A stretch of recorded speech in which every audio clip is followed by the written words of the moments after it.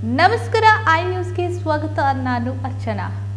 High command ನಿರ್ದೇಶನದ ಪ್ರಕಾರ BJP ಹಾಗೂ ಜೆಡಿಎಸ್ ಮೈತ್ರಿ ಆಗಿ ಚುನಾವಣಾ ಪೈಪೋಟಿಗೆ ಸಿದ್ಧವಾಗಿದ್ದು ಒಂದ್ ಕಡೆ, ಆದರೆ ಸಂಸದ ರಮೇಶ್ ಜಿಗಜಿಣಗಿ ಮತ್ತೆ ತವರನ್ನ ಸೇರಿಕೊಂಡಿರುವ ಸಂತೋಷ ಇನ್ನೊಂದು ಕಡೆ ಆಗಿದೆ.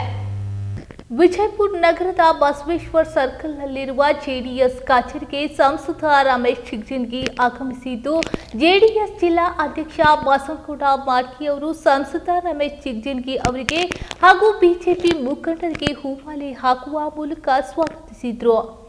ಈ ಸಂದರ್ಭದಲ್ಲಿ ಜಿಲ್ಲಾ ಅಧ್ಯಕ್ಷ ಬಸನಗೌಡ ಮಾರ್ಕಿ ಮಾತನಾಡಿ, ಹೈಕಮಾಂಡ್ ನಿರ್ದೇಶನದ ಪ್ರಕಾರ ಜೆಡಿಎಸ್ ಮತ್ತು ಬಿಜೆಪಿ ಹೊಂದಾಣಿಕೆಯ ನಿಮಿತ್ತವಾಗಿ ಮೈತ್ರಿಕೂಟ ಅಭ್ಯರ್ಥಿ ಸಂಸದ ರಮೇಶ್ ಜಿಗಜಿಣಗಿ ಅವರು ಮತ್ತೆ ತವರಿಗೆ ಬಂದಂತಾಗಿದೆ.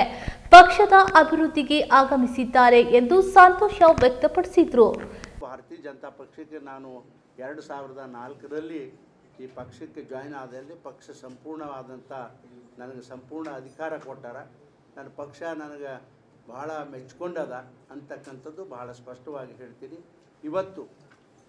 ಇವತ್ತು ರಾಜ್ಯ ಮಟ್ಟದಲ್ಲಿ ಭಾರತೀಯ ಜನತಾ ಪಕ್ಷ ಮತ್ತು ಜಾತ್ಯತೀತ ಜನತಾದಳ ಒಂದಾಗಬೇಕು ಅಂತ ಹೇಳಿ ಏನು ನಿರ್ಣಯ ಮಾಡಿದ್ರು, ಅವತ್ತೇ ನಾನು ಅದನ್ನು ಸ್ವಾಗತ ಮಾಡಿದ್ದೀನಿ.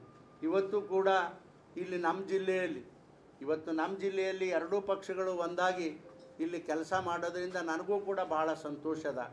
ಆದರೆ ಎಲ್ಲ ನಮ್ಮ ಭಾರತೀಯ ಜನತಾ ಪಕ್ಷವನ್ನು ಬಿಟ್ಟು ಜಾತ್ಯತೀತ ಜನತಾದಳದಿಂದ ಬಂದಿರತಕ್ಕಂಥ ಎಲ್ಲ ಪಕ್ಷದ ಕಾರ್ಯಕರ್ತರಿಗೆ ನಾನು ವಿನಂತಿ ಮಾಡ್ಕೋತೀನಿ, ನಾನು ಆ ಪಕ್ಷದವ್ರಿಗೆ ವಿನಂತಿ ಮಾಡ್ಕೋತೀನಿ, ಇವು ಎರಡೂ ಪಕ್ಷಗಳನ್ನು ನಾನು ಅಧಿಕಾರದಾಗಿರಲಿ ಬಿಡಲಿ ಇವ್ರನ್ನ ಒಂದೇ ಸಮನಾಗಿ ತಗೊಂಡು ಹೋಗ್ತಕ್ಕಂಥ ಜವಾಬ್ದಾರಿ ನನ್ನ ಪಕ್ಷ ಎಷ್ಟು ತೊಗೊಂಡದೋ ಅದಕ್ಕಿಂತ ಹೆಚ್ಚಿನ ಜವಾಬ್ದಾರಿಯನ್ನು ನನ್ನ ಜಿಲ್ಲೆಯಲ್ಲಿ ನಾನು ಜವಾಬ್ದಾರಿ ತಗೊಂಡು ಎರಡೂ ಪಕ್ಷದ ಕಾರ್ಯಕರ್ತರನ್ನ, ಆಮೇಲೆ ಜಾತ್ಯತೀತ ಜನತಾ ಪಕ್ಷದ ಕಾರ್ಯಕರ್ತರನ್ನ ನಾನು ಜವಾಬ್ದಾರಿಯಿಂದ ಅವ್ರನ್ನ ಒಟ್ಟಾಗೆ ತೊಗೊಂಡು ಹೋಗ್ತೀನಿ.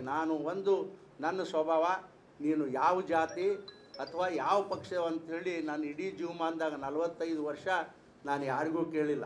ಬೇಕಾದಷ್ಟು ಜನ ಜನತಾದಳ ಕಾರ್ಯಕರ್ತರು ಬಂದಾರ, ಕಾಂಗ್ರೆಸ್ ಕಾರ್ಯಕರ್ತರು ಬಂದಾರ, ಅವ್ರ ಕೆಲಸಗಳನ್ನು ಕೈಲಿ ಆದಷ್ಟು ಮಾಡಿಕೊಟ್ಟಿದ್ವಿ.